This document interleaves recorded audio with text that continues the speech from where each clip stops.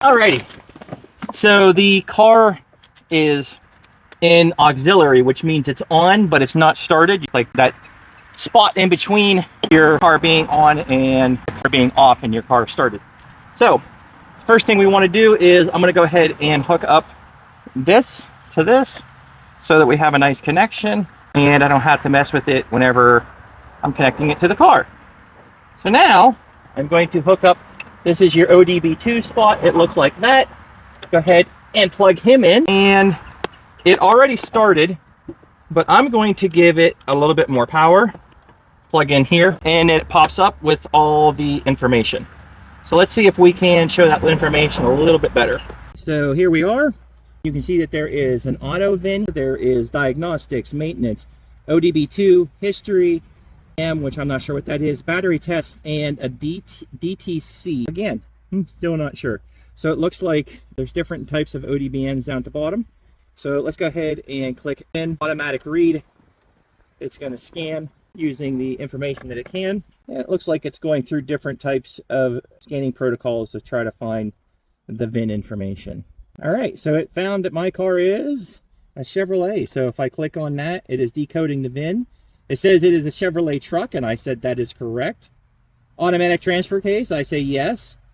3-button, 4-button selectable with traction control. It is a 3-button. No, it's a 4-button. Yes, it's a 4-button. That makes sense. Up level radio, not base radio. Dual zone. Yep, automatic dual zone. I have that. Or under 8,600. I think it's under. So it came back within the year and the information about the truck. Very cool.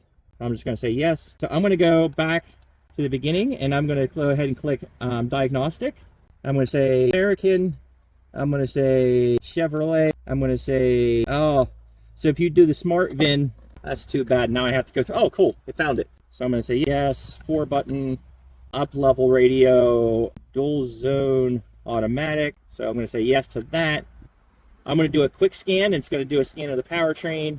It's going to do a scan of the body control modules, supplemental inflatable restraints, instrument panel clusters, heating and air conditioning, rear HVC, anti-lock braking system. It's getting a whole bunch of passes and a whole bunch of faults. So that's not good. But this is a 2004 truck, so we'll go ahead and look at a whole bunch of the faults on this. It's funny, it even found a fault on the OnStar, which of course I will never use. It's even scanning the digital radio receiver. That's crazy. It's scanning the chime. Are you kidding me? All right, so it found a fault on the body train, the body control module, the supplemental inflatable restraints, aka airbags. Heating and air conditioning, it found a fault. Interesting. It found a fault with the OnStar. It found a fault with the driver door module. I would have never known. Now the reason I sound surprised is because my door is a pain in the butt to try to use. Passenger present system is faulted also. Interesting. I think we turned that off because I knew that was fault. Okay. But anyway, so let's go back up to the top and I can look at the powertrain, trouble codes, read codes, scanning, and it's going to go ahead and scan the powertrain. It said it found 5. Heated oxygen sensor, knock sensor, which I knew about. Knock sensor 2, which I knew about. Evaporator emission, small leak detected. Low switch circuit, 4-wheel drive. I knew that was there. Heated oxygen sensor again. And it's going back around. So let's see what kind of information it gets me on the 4-wheel drive low switch circuit. I can click OK on that. Oh, it doesn't give you any information. So it just tells you it's got the P2771. And there it is. Now, if I go back, sure you want to exit, I'm going to click F3 for, I can erase the codes here from if I want to, but I'm not going to. I can freeze frame. So I'm going to go ahead and click on, you can do freeze frame, line information. Let's go back. Let's go back away from the quick scan. Are you sure you want to exit? Let's do control modules and see what it has. So you can go through and select a specific module that you want to scan for instead of doing all of them. Interesting. Let me go back. There's a maintenance. Let's see what that does. So there is an ABS service, BRT, DPF, EPB, injector, onset, oil reset, SAS, and TEP. So the funny thing is I just changed my oil and I had to do some kind of special thing with my key and pushing on the brakes, and I can just reset my oil time right here. That's cool. TPS, so if you have any tire pressure sensors, you can reset them here. So you have the ability to do maintenance resets and whatnot from here. Let's see what injector is. I'm going to do the smart VIN again because it should have information about my truck already saved. This is a really nice little package. It feels good in the hands. It's not too big, not too small. The screen is a lot brighter than I was expecting. The VIN didn't come back. Interesting. But that's okay. I'm not going to mess with that.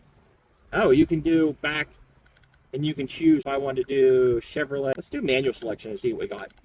2000, what does it go back to? 1996 is when it goes back to. So I can go to my 2004.